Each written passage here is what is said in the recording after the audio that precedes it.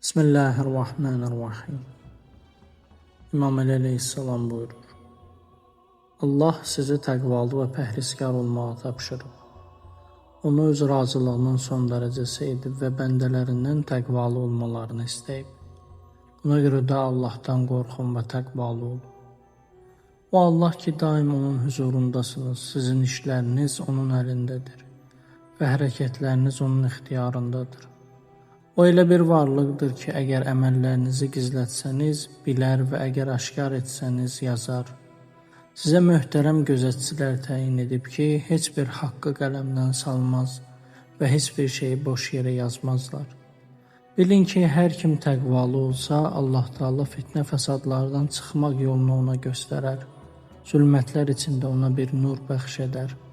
Onun arzuladığı yerdə əbədi olaraq saxlayar. Onu öz yanındakı əziz mənzilə, özünün xüsusi dostları üçün seçdiyi evə daxil edər. Həmin evin kölgəsi Allahın ərşi, işığı isə onun cəmalıdır.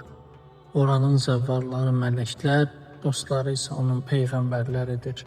Buna görə də axirətə tərəf getməkdə bir-birinizlə yarışın və ölümləri qabaqlayın. Çünki insanların arzularının qırılması, ölümün onları haqlaması, tövbə və qayıdış qapısının onların üzünə bağlanması yaxındır. Bilin ki, siz sizdən əvvəlkilər kimisiniz. Onların ölüm saatı çatdıqda bu dünyaya qayıtmağı istədilər.